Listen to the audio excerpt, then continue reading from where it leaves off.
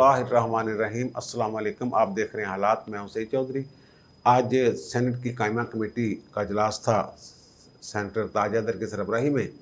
वहाँ बड़ी बदमज़गी हुई है। इलेक्शन कमीशन के ऑफिशियल्स जो थे उनको बुरा भला कहा है। आज़म स्वाति जो वज़ीर रेलवे हैं, आज़म स्वाति साहब का अपना माजी में क्या किरदार रहा है, इस पर थोड़ी सी बात करेंगे। अंदर क्या हुआ है, लड़ाई कैसे हुई, शुरू कैसे हुआ मामला। और इसके अलावा एक खबर और है कि एक रोज़ कबल ऐवान सदर में भी कोई आज़म स्वाति ने इलेक्शन कमीशन के अरकान को धमकी शमकी दी थी और फिर अब शदीद रद्द-ए-अमल ज़ाहिर किया इलेक्शन कमीशन के चेयरमैन या चीफ इलेक्शन कमिश्नर राजा सिकंदर सुल्तान साहब ने। उन्होंने अजलास तलब कर लिया है इस मामले पर। पीर के रोज़ अजलास होगा। दो अरकान, दो सीटें तो खाली हैं। बहरहाल पहले बात करते हैं कि कायमा कमेटी के अजलास में मामला क्या था और फिर लड़ाई कैसे शुरू हुई और इन्होंने जो आज़म स्वाति साहब हैं इन्होंने क्या फरमाया। वो आपको याद होगा कि इन्होंने कोई 21 के करीब तरामीम जो हैं वो बिल इलेक्शन कवानीन में तरमीम के लिए एक बिल पेश किया हुआ था। कौमी असम्बली से वो पास करवा लिया था उन्होंने अंधाधुंध, और फिर वो सेनेट में अब मामला है और सेनेट की कायमा कमेटी जो है इस हवाले से उसका अजलास था। तो वहाँ जनाब मसला ये हो गया कि फ़रूक एच नाइक साहब जो हैं मेंबर, उन्होंने भी कराची से आना था और पीटीआई की जो मेंबर हैं समीना मुमताज़, उन्होंने भी कराची से आना था। अब नाइक साहब तो अजलास में पहुँच गए और जो समीना मुमताज़ साहब हैं वो नहीं पहुँची। अब वोट हो गए बराबर और सैयद सेनेटर ताज हैदर का कास्टिंग वोट था। अब पीटीआई वालों को जो नज़र आ रहा था कि ये कायमा कमेटी ने मुस्तरद कर देना है क्योंकि इनकी अक्सरियत है, क्योंकि ताज हैदर साहब जो हैं वो अपोजिशन के अरकान का साथ दे रहे थे, उनको ऐसा लगा। तो उन्होंने कहा जनाब वो पता नहीं कहाँ बैठी हुई हैं, इस्लामाबाद में हैं, उन्हें वो ऑनलाइन इजाज़त दे दें, लेकिन वो ताज हैदर साहब ने इजाज़त नहीं दी। जब मामला हाथ से निकले वो उसकी मावनत के लिए, कमेटी की मावनत के लिए फ़रोग नसीम भी वहाँ मौजूद था, वज़ीर कानून, और बाबर अवान साहब भी थे। तो कहा यह कि जा रहा है कि बाबर अवान ने कोई इशारा किया आज़म स्वाति साहब को, तो आज़म स्वाति साहब जनाब शुरू हो गए। लग ये रहा था, ज़रा ये बता रहे हैं कि ये पहले से तय था कि वहाँ कोई ऐसा फड्डा करना है कि अजलास जो है वो तहस नहस हो जाए और कोई फड्डा पड़ जाए, ये कोई लग रहा था। तो वहाँ जो ऑफिशियल्स थे, सेक्रेटरी वगैरह, स्पेशल सेक्रेटरी जो थे उनके इलेक्शन कमीशन के, ज़फ़र इकबाल साहब मलिक थे मेरे कल स्पेशल सेक्रेटरी इलेक्शन कमीशन, वो अंदर थे, और दूसरे ऑफिशियल्स थे वो तकनीकी मावनत के लिए, क्योंकि उन्होंने 37 एतराज़ात किए हुए हैं जो इलेक्ट्रॉनिक वोटिंग मशीनें उन पर। तो जनाब स्वाति साहब ने इलेक्शन कमीशन के ख़िलाफ़ मुँह से आग उगलना शुरू कर दी। उनका जनाब ऐसे इदारों को आग लगा दें, आज तक सही इलेक्शन नहीं हो सका इस मुल्क में। जो जदीद टेक्निकल या जदीद टेक्नोलॉजी जो है उसको इस्तेमाल करने में क्या है, उन्होंने बताया जनाब ये एतराज़ात है, 37 एतराज़ात आपके सामने। तो उन्होंने कहा जनाब ये अदारा होना ही नहीं चाहिए इलेक्शन कमीशन, ये चोर हैं, पैसे लेते हैं, इस तरह की बातें की। तो इस पे जो इलेक्शन ज़ाहिर हो, इलेक्शन कमीशन के अरकान अपनी बेइज्जती करवाने के लिए थोड़ा गए हुए थे वो जो ऑफिशियल्स थे। उन्होंने जनाब अजलास छोड़ा और अपनी फाइलें बंद की और निकल गए अजलास से। अब जनाब ताज हैदर साहब, इनका ख्याल ये था, लगता जब वो निकले हैं तो इनके चेहरे एकदम पुरसकून हो गए, ये जो पीटीआई वाले हैं, स्वाति वगैरह। तो इनका ख्याल था कि अब इजलास जो है वो, क्योंकि लड़ाई हो गई है, तो अब इजलास जो है ये पोस्टपोन कर दिया जाएगा। लेकिन ताज हैदर साहब जो है उन्होंने कहा जी ये पोस्टपोन नहीं होगा, वोटिंग होगी, गिनती होगी। गिनती में ये लग रहा था क्योंकि इनकी जो खतून थी समीना मुमताज़ वो आई नहीं थी और उनको वोट की इजाज़त नहीं दी गई वीडियो लिंक के ज़रिए। तो उन्होंने कहा कि जनाब वो पहली दफ़ा उन्होंने आना था इजलास में और ये जो चेयरमैन कायमा कमेटी, उनका इख्तियार था कि उनको प्रोसीडिंग कैसे चलानी है अजलास की। तो उन्होंने कहा ना, पहली दफ़ा उन्होंने आना था तो टाइम पे आना चाहिए था, नहीं ये सॉरी ये नहीं हो सकता। तो उन्होंने कहा जी वोटिंग। जब वोटिंग हुई तो ये पहली दफ़ा हुआ है कि हुकूमती अरकान जो हैं वो बाइकाट कर गए कायमा कमेटी के अजलास का। लो जी जा रहे हैं, ऐसे जा रहे हैं।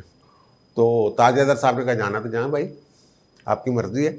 लेकिन इससे कबल एक थोड़ा सा वाक़या हुआ, जब वो चले गए ना कमेटी के इलेक्शन कमीशन के ऑफिशियल्स वापस, तो वहाँ ये पूछा गया अपोजिशन अरकान की तरफ से आज़म स्वाति से, भाई जी आप जो इल्ज़ाम लगा रहे हैं पैसे लेने के, ये किससे पैसे लिए हैं? तो मुस्तफ़ा नवाज़ खोखर ने पूछा पीपल्स पार्टी तो लेने, और नून लीग पीटीआई और नून लीग वालों ने पूछा कि नून लीग तो पैसे ले, किस तो पैसे ले, कुछ सबूत है तो बताए, सबूत लाएं सामने, कौन से सबूत है आपके पास कि किस जमात से पैसे। तो वहाँ स्वाति साहब ने शाउट करना शुरू कर दिया कि जनाब ये चोर है, आज तक सही इलेक्शन ही नहीं हुआ, हर इलेक्शन में धांधली होती है, इस्तेमाल होते हैं ये। वहाँ वो सुना है कि वो आजमगीर तार ने कहा यार धांधली कौन करवाता है, ये कहाँ से होती है, कैसे होती है, ये एक अलग इशू है, ये इस पे आएंगे पैसे किसने लिए। तो आज़म स्वाति साहब फिर वही स्टाइल उनका जो है, भड़के झड़के। तो मुस्तफ़ा नवाज़ खोखर साहब ने फिर उन्हें डांटा एक तरह से, जो इतला है उनका, यार असी तेरे तुच्ची बोल सकते हैं, तेरे तो ज़्यादा शॉर्ट कर दे, बंदिया तरह इंसाना तरह गल कर। और फिर वो इंसाना की तरफ चुप करके बैठ गए दुबक के। लेकिन उसके बाद उन्होंने इशारा किया बाबर रवान वगैरह ने, और वो निकल गए सारे, वॉकआउट कर गए। और बाद में वो बिल जो था वो मुस्तरद कर दिया कायमा कमेटी ने। और अब वो सेनेट में जो इजलास होगा उसमें पेश किया जाएगा, कायमा कमेटी की जो सिफारिशात है वो भी रखी जाएगी, क्यों मुस्तरद किया, ये ऐसे ऐसे मुस्तरद। और इम्कान ये है, बल्कि ख़बर ये है किसी हद तक, कि ये जो तरमीम वगैरह की जा रही है ना, इसके पीछे सिर्फ पीटीआई के एक ख़ास जहन जो है वो कारफरमा है, किसी इदारे अदूरे की सपोर्ट इनको नहीं है ना। बस समझ जाए ना आप यार, उनकी किसी की सपोर्ट इनको नहीं है, तो वो सेनेट से हो जाना नामंजूर। गिनती शिनती करके देखिए सब ने, और अगर सेनेट से नामंजूर होगा तो ये बिल जाएगा दोबारा कौमी असम्बली में, और फिर मुश्तरका इजलास होगा। और ये ख्याल ये है, इत्तेहादी जो हैं, हुकूमत के इत्तेहादी, वो यकीन दहानियाँ करवा रहे हैं अपोजिशन को कि जनाब वो बिल आया ना दोबारा, पहली दफ़ा तो हो गया था जैसे हो गया था, मुश्तरका इजलास में बिल की मुखालफत करेंगे हम भी। ये तरामीम जो हैं, ये इसमें से बहुत सारी तरामीम गैर आइनी है। मसलन शो ऑफ हैंड के ज़रिए जो बात की जा रही है, आइनी तरमीम के बगैर ये कानून नहीं बन सकता। आइन में लिखा हो कि खुफिया वोटिंग होगी।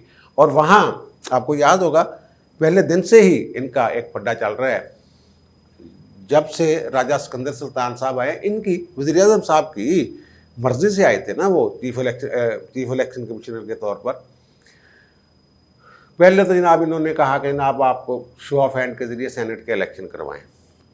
उन्होंने कहा जी मैं कैसे करवा दूं। फिर एक सदारती रेफरेंस भेज दिया, और जजेस जो हैं, ख़ास तौर पर जो बेंच के एक रुकन थे, उनका नाम क्या लेना यार, सबको पता है, प्रोसीडिंग थोड़ा सा पीछे जाकर सोच लें, बार बार ये नुक्ता उठाते रहे कि जनाब ये खुफिया की बजाय ओपन हो जाए तो क्या है, ये है वो है, मुख्तलिफ रास्ते निकालने की कोशिश करते रहे। और इस तरह से प्रेशराइज किया जा रहा था इलेक्शन कमीशन को कि वो खुद ही कहते जनाब ठीक है हम कोई कर लेते हैं, ऐसे निशानी निशुनी का चक्कर डाल देते हैं, बाद में पता चल सकता है। ये एक उन्होंने जज साहब ने ये बार बार कह रहे थे उस वक्त खुफिया हो जाए, लेकिन बाद में पता चल सके किसने किसको वोट दिया है, जब कभी कोई इंक्वायरी शिनक्वायरी का मौका हो तब निकलवा लें। तो उन्होंने कहा जनाब ये भी नहीं हो सकता, ये तो फिर ओपन ही हो गया ना, ये खुफिया बैल्टिंग तो रही ना। तो वो डटे रहे, राजा सिकंदर सुल्तान साहब ब्यूरोक्रेट हैं साबक, तो उन्होंने अपना जो आइनी फ़र्ज़ था वो पूरी तरह निभाया, काम किया पूरा। तो फिर मजबूरन इनको वही करना पड़ा कि अदालत ने एक जजमेंट दे दी गोलमोल सी कि शायद इलेक्शन कमीशन चाहे तो रास्ता निकाल ले, लेकिन वो उन्होंने फौरी तौर पे जो इलेक्शन करवाए, फौरी अदालती कार्रवाई के फ़ौरन बाद। तो उन्होंने कहा नहीं, कुछ यही होगा। वहाँ से ये उसके पीछे पड़े हुए हैं बेचारे के, और अब 2 सीटें भी खाली पड़ी हुई हैं, वो फिल करने की जो है वो उन्होंने खत लिख दिया, लेकिन उस तरह मुशावरत नहीं कर रहे जैसे कि मुशावरत आमतौर पर की जाती है। तो आज़म स्वाति साहब जो हैं, इनको ये एक ना आप कह लें कि कोई दयानतदार शख्स, इनकी कोई ऐसी साख नहीं कि बड़े ईमानदार और दयानतदार और पता नहीं किस सर, यानी सादक और अमीन वाला जो हमारा फार्मूला है आइन वाला, तो उस पर तो ये पूरे नहीं उतरते। आपको याद है कि 2018 में एक नियाज अहमद नामी शख्स था, इनका हमसाया था, वो पठान पख्तून बरादरी के थे कोई। तो इन्होंने घर के बाहर एक लान सा बनाया हुआ था, गार्डन कह लें, उसकी गाय या भैंस वो अंदर दाखिल होगी जनाब, इन्होंने फिर फेंटा छांटा लगवाया उसको अच्छा खासा, फिर सू मोटो ले लिया।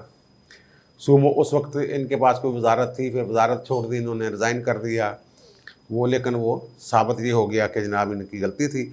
और ये भी पता चला कि वो जो एरिया घेरा हुआ था जहाँ वो गाय गई थी, भाई साहब ने नाजायज़ कब्ज़ा किया हुआ है। वो सरकारी ज़मीन थी, उसको बाट चार लगा के घेरा गोरा डाल के अपना गार्डन बनाया हुआ था, अपने लान में शामिल किया हुआ था। तो उसी दौरान ये एक ज़ाहिर है, ये पहले जमीयत उलमा इस्लाम फे ग्रुप, फजल रहमान ग्रुप में थे, तो उनको तो पता ही था इनके करतूतों का। वहाँ से बातें निकलना शुरू हुई कि जनाब ये तो फ्रॉड करके आए हुए हैं अमेरिका से, कोई बड़ा फ्रॉड किए हुए इन्होंने, और इनको वीज़ा शीज़ा भी नहीं दे रहे। वो परमानेंट वीज़े के लिए अप्लाई किया था इन्होंने, तो वो वीज़ा नहीं दिया जा रहा। ये होमलैंड सिक्योरिटी डिपार्टमेंट है अमेरिका का, उसकी एक रिपोर्ट है जो JIT ने सुप्रीम कोर्ट में पेश की थी, वही 2018 वाला इशू में, जब हमसाये को घंटा शंटा लगाया था इन्होंने, आज़म स्वाति साहब ने। तो वो कहते हैं कि जनाब ये 1996 से ये शहरी नहीं हैं, वही फ्रॉड श्राड वाले मामले में भाग भूग गए थे। और ये कहते हैं कि 2000 में उस रिपोर्ट के मुताबिक अल्कोहलिक कमीशन था टेक्सास का अमेरिका में, वहाँ ये इन्होंने अपने आप को अमेरिकी शहरी ज़ाहिर किया खुद को, जबकि ये उससे 4 साल पहले मफरूर हो गए थे, छूट गए थे, और छोड़ दी थी इन्होंने अमेरिका की कानून से बचने के लिए कि मैं तो शहरी नहीं हूँ, अमेरिकी शहरियत ख़त्म हो गई थी इनकी। और फिर 2001 में इन्होंने वो जाली अपने वो पुराने अकाउंट की बुनियाद पर एक जगह वोट भी कास्ट किया अमेरिका में। तो वह कहते हैं ये दोनों दफ़ा इन्होंने झूठ बोला, अमेरिकी वो महकमा कह रहे हैं, होमलैंड सिक्योरिटी वाले कह रहे हैं कि जनाब इसलिए इनको मुस्तकिल रहाइश या कोई परमानेंट रेजिडेंस वीज़ा अमेरिका नहीं दे रहा, वो वीज़ा शीज़ा भी नहीं दे रही, इस तरह को मामला आता है। ये तो अमेरिका में जो बंदा फ्रॉड कर सकता है, पाकिस्तान में तो फिर वो खुल्लम खुल्ला ही है, पता नहीं कहाँ से कहाँ से पैसा आता है, कहाँ जाता है, क्या होता है। अमीर आदमी है, उसमें पैसा बहुत है, और एक छोटी सी ATM भी है, ये कह लें आप, क्योंकि जमीयत उलमा इस्लाम में भी पैसा पोसा खर्च करने के लिए बड़े तैयार होते थे। तो ये छोटी सी एक खान साहब की ATM भी है। कुछ लोग तो कहते हैं इतनी छोटी भी नहीं जितनी तुम छोटी साहब समझ रहे हो, बड़ी भी है। और दूसरा जो इशू है वो ये है कि वो जो इन्होंने कार्डिनेंस तो लेके आए हैं कि अगर कोई रुकन असम्बली 60 दिन तक हल्फ नहीं उठाता तो उसकी सीट जो है वो, रुकनीत जो है वो मनसूख हो जाएगी। ये चौधरी निसार ने भी इसी बिना पर डर के कि कोई कानून बन रहा है तो हल्फ उठा लिया था। और वो ऑर्डिनेंस के अलावा इस कानून जो है ना, इलेक्शन एक्ट में तरमीम, जो 21 तरमीम, उनमें एक तरमीम ये भी शामिल है कि जो बंदा 60 दिन तक हल्फ नहीं उठाता मुंतखब होने के बाद, उसकी रुकनीत मनसूख तस्वर की जाएगी, यानी वो सीट खाली हो जाएगी। तो इस पर भी एतराज़ किया है। वो कहते हैं फ़र्द वाहद के लिए, एक शख्स के लिए कानून नहीं लाया जा सकता, कानून होता है अमूमी सबके लिए। ये कानून खालिस्तन सारी दुनिया को पता है कि साखडार जो हैं वो उन्होंने अभी तक हल्फ नहीं उठाया, 2018 से लेकर अब तक हल्फ नहीं उठाया, लेकिन उनकी सीट भी खाली नहीं हुई। ये वैसे असूली तौर पे तो कुछ ना कुछ हो जाना चाहिए, ये बात ठीक है, लेकिन ये फ़र्द उनकी सीट खाली करवा के इस कानून के ज़रिए आज़म वज़ीर तारड़ साहब जो हैं उन्होंने इस कमेटी में ये नुक्ता उठाया है कि ये फ़र्द वाहद यानी उनको फारग करने और मौजूदा जो वज़ीर ख़जाना हैं शौकत तरीन साहब, उनको मुंतखब करवाने का के लिए बदनीति से ये बिल जो है ये पेश किया गया है। और ये अदालतों के मुख्तलिफ जजमेंट्स मौजूद हैं कि नहीं हो सकता, उसको फ़र्द वाहद के लिए कानून नहीं बन सकता। तो दूसरा जो एक तो ये इशू है, और दूसरे हैं सेनेटर डॉक्टर अफनानुल्लाह, ये मुशाहिदुल्लाह साहब जो हैं मरहूम, उनके साहबजादे हैं, सेनेटर अभी ये बने हैं। तो उन्होंने ये कहा है कि मैं ये बात कन्फर्म, उन्होंने एक ट्वीट किया है, ऑफिशियल ट्वीट है, वो नीली टिक्का वाला जड़ा हुंदा, मैं ये बात कन्फर्म कर रहा हूँ कि इलेक्शन कमीशन के अरकान को पीटीआई के लीडर आज़म स्वाति ने धमकियाँ दी हैं। एक तो ये कमेटी वाली बात है ना, और वो कह रहे हैं कि ऐवान सदर में कल एक इजलास हुआ था, जहाँ ब्रीफिंग थी, इलेक्शन कमीशन वाले ब्रीफिंग देने गए थे वहाँ को, किसी कमेटी सदर को या जिसको भी देने गए थे, तो वहाँ भी यही आज़म स्वाति ने इसी तरह की बातें की थी, यही धमकियाँ दी उनको। तो सदर ने ईसीपी यानी इलेक्शन कमीशन के नुमाइंदों का साथ देने की बजाय उनसे पूछने लगे कि वो इस्तीफ़ा कब देंगे। भाई क्यों इस्तीफ़ा देंगे? वो आइन में तहफ़्फ़ुज़ है यार, वो इलेक्शन कमीशन के अरकान को उसी तरह निकाला जा सकता है जैसे सुप्रीम कोर्ट या हाई कोर्ट्स के जजेस को, वो जुडिशल कमीशन, जुडिशल कौंसल में, सुप्रीम जुडिशल कौंसल में मामला जाना होता है। तो भाई ये आप तौहीन कर रहे हैं। जैसे किसी जज से अगर आप पूछते हैं कि इस्तीफ़ा कदों देना, तो ये तौहीन अदालत है, असरअंदाज होने की कोशिश है। और कमीशन के पास वही इख्तियारात हैं तौहीन अदालत के तहत कार्रवाई के, सज़ा देने के, जो अदलिया के पास है, जो सुप्रीम कोर्ट और हाई कोर्ट्स के पास जो इख्तियारात हैं, वही इख्तियारात जो हैं इलेक्शन कमीशन के पास हैं। पूरे अदालती इख्तियारात हैं आइन के तहत। आइन और कानून ने जो इख्तियारात दिए हैं, सदर साहब थोड़ी इस गल ते सदारत जा सकती है। तुसी कहोगे कि जनाब आप मुझे भी तहफ़्फ़ुज़ हासिल है कि सदर के ख़िलाफ़ कोई नहीं हो सकता, केस नहीं चल सकता, लेकिन वो फौजदारी सिविल ज़ाती केस नहीं चल सकता। ये अमूमी नोईद मफाद आमा का केस है। जरदारी साहब जब असम्बली वो पार्लियामेंट ऐवान सदर में पीपल्स पार्टी का इजलास बुलाते थे, तो तब हाई कोर्ट के 5 रुकनी बेंच ने फैसला दिया था कि जनाब आप सबके सदर हैं, आप वहाँ पार्टी इजलास नहीं बुला सकते, और फिर उनको रुकना पड़ा था इस काम से। तो भाई आप ठीक है दांतों के माहिर हैं, दांतों की दवाइयाँ शवाइयाँ जबड़े शबड़े बनाने के तो आपने किताबें पढ़ी हुई है, लेकिन थोड़ा सा आइन भी पढ़ लें, ये पढ़ना भी बड़ा ज़रूरी है। और चीफ इलेक्शन कमिश्नर ने जो इजलास बुलाया है पीर के दिन, लगता है क्योंकि वो इस मामले में जो बदतमीज़ी की जा रही है उसके ऑफिशियल्स से, नुमाइंदों से, उसका सख्त नोटिस लेंगे। और फिर वो जो जैसे मैंने कहा कि जो उनको अदालती इख्तियारात हैं हासिल इलेक्शन कमीशन को, उसको बुरुए कार लाने के इम्कानात मुझे तो नज़र आ रहे हैं, क्योंकि राजा सिकंदर सुल्तान साहब जो हैं, उन्होंने जो माजी में अब तक जब से वो आए हैं जो किया है कि वो झुके नहीं इस हुकूमत के सामने, इस अदालत के सामने, सबसे बड़ी अदालत जो दबके मारने में बड़ी माहिर है, उसके सामने डटे रहे। तो अब ये नहीं हो सकता कि आज़म स्वाति जैसे जो क्या कहें आप उनको कनातिये या क्या भी कह लें, उनकी बातें सुन लें। और वो यार ये जो है ना आपके मशीर बाबर मान साहब और वज़ीर कानून फ़रोग़ नसीम साहब, इनके क्रेडिट पे कोई ये शुदनी शदनी लगा सकते हैं, कभी इधर कभी उधर। अब बाबर मान साहब सुना है कि जब भुट्टो साहब को फांसी हुई है या उनका तख्ता उल्टा गया है पहले, तो ये बड़ी मिठाइयाँ शनियाँ तकसीम करते होते थे, और सुना बड़ा जश्न किया था इन्होंने।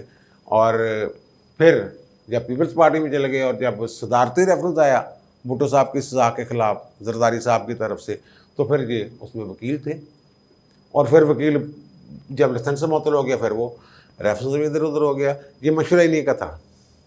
और फ़रोग़ नसीम साहब जो हैं, वो भी उनका किरदार भी आपके सामने, कैसे वो आइन को सबूतात करने के लिए और ये वो, अब देख लीजिएगा ये इसमें भी फड्डा डलना है। जो 3 बंदे भेजे उन्हें 3 नाम, केपी की खाली नशिस्त और पंजाब की खाली नशिस्त इलेक्शन कमीशन के अरकान की, तो उसमें भी फड्डा डलना है। इन्होंने देख लीजिएगा कि अगर जो अपोजिशन लीडर हैं उन्होंने अपने अलग नाम दिए, तो फिर एक नई जंग शुरू होगी कि जनाब पार्लियामेंट्री कमेटी में ये हो गया और पार्लियामेंट्री कमेटी में ये हो गया, पार्लियामेंट्री कमेटी ना कर सके तो फिर ये हो जाएगा, सदर के पास ये इख्तियार, कोई सदर के पास इख्तियार नहीं जाता, पार्लियामेंट्री कमेटी जो है उसी का फाइनल होना है। आइन में तो ये लिखा हुआ है, 213 है शायद। तो इन आर्टिकल इनका कोई पता नहीं ये क्या निकालें क्या नहीं निकालें। बहरहाल अब मुझे तो ये थोड़ी सी जो जंग बढ़ती नज़र आ रही है। वज़ीर-ए-आज़म अगर वाक़ईतन वज़ीर-ए-आज़म हैं और आइन और कानून को मानते हैं तो आज़म स्वाति जैसे बंदों का जो है वो काबीना में जो है वो जगह ही नहीं बनती मेरे ख्याल में तो। और जो इन्होंने रखे हुए मशीर शैतानी मशवरों के लिए, तो उनसे मशवरा ले लें, उनको ओपन ना किया करें यार। मशवरा ले लो बस, ठीक है जनाब, अवान साहब ये बता दें और अवान साहब ये बता दें। लेकिन वो अगर ऐसी जगहों में बिठाएंगे अपन को और फिर वो हंसेंगे मुस्कराएंगे बदतमीज़ी पे एक वज़ीर की और इशारे करेंगे उसको, तो फिर वो कोई कौमी मफाद या मुल्क की खिदमत तो नहीं कर रहे। अब मुझे इजाज़त दीजिए, इंशाअल्लाह दोबारा मुलाकात होगी नए विला के साथ। अल्लाह हाफ़िज़।